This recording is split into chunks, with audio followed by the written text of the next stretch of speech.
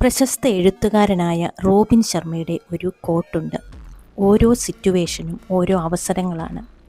പുതിയ സ്കിൽ നേടാൻ, നമ്മുടെ പേടികളെ മാറ്റാൻ, നമ്മെ തന്നെ അറിയാൻ, നമുക്ക് വേണ്ടത് എന്തൊക്കെയാണെന്ന് ചിന്തിക്കാൻ, മുന്നോട്ട് പോകാൻ.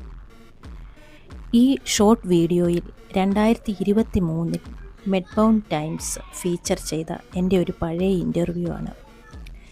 ഈ വിമൻസ് ഡേയിൽ ഈ അവസരങ്ങൾ എങ്ങനെയാണ് ഞാൻ ഉപയോഗിച്ചത് എന്ന് മാത്രം പറയുന്നതിനായി ഒരു കുഞ്ഞു സന്ദേശമാണ് ഈ വീഡിയോയിലൂടെ ഞാൻ തരുന്നത്. ആദ്യമായി ഞാൻ ജർമ്മൻ ലാംഗ്വേജ് പഠിച്ചത് 2018 കോണ്ടൻറ്റ് റൈറ്റിംഗ്, അതുപോലെ തന്നെ കോണ്ടൻറ്റ് മാർക്കറ്റിംഗ്, ഫ്രീലാൻസ്, ലിങ്ക്ഡിൻ തുടങ്ങിയ ഒരുപാട് കാര്യങ്ങൾ കേൾവി പോലും ഉണ്ടായിരുന്നില്ല ആ കാലത്ത്.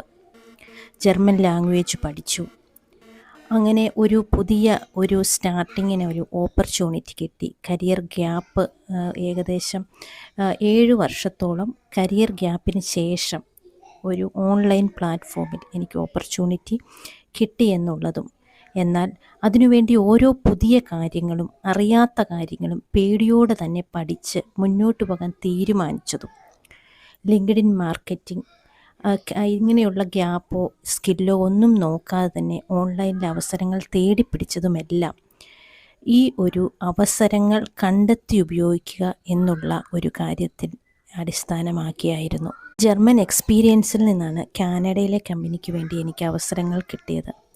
വെറും മലയാളം മീഡിയത്തിൽ പഠിച്ച എനിക്ക് ഒരു നോർത്ത് അമേരിക്കൻ സ്റ്റൈൽ ഒരിക്കലും വഴങ്ങുമായിരുന്നില്ല.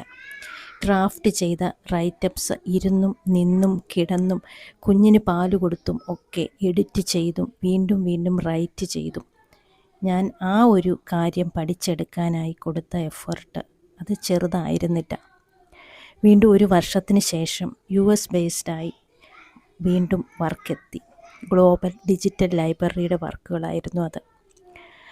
ഈ വാക്കുകൾക്ക് ഇത്രയേറെ വിലയുണ്ടെന്ന്, അക്ഷരങ്ങൾക്ക് ഇത്രയും വാല്യൂ കിട്ടുമെന്ന്, ആയുർവേദത്തിന് ഇത്രയും മതിപ്പുണ്ടെന്നൊക്കെ തോന്നിച്ച ഒരു വർക്കായിരുന്നു അത് കൺസൾട്ടേഷനും ഡിസൈനിങ്ങും എല്ലാം ചേർന്ന ഒരു വർക്ക്.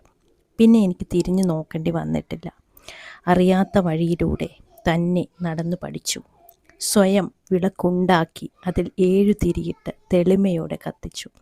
അപ്പോൾ ഞാൻ ആ കഥയ്ക്ക് ഈ വനിതാ ദിനത്തിൽ കൊടുക്കുന്ന പേരാണ് സ്റ്റോറി ഓഫ് അഡാപ്റ്റബിലിറ്റി. ഇത് തന്നെയാണ് എൻ്റെ എല്ലാ സഹോദരിമാരോടും എനിക്ക് പറയാനുള്ളത്. അവസരങ്ങൾ കണ്ടെത്തുക, വളരുക. വനിതാ ദിന ആശംസകൾ.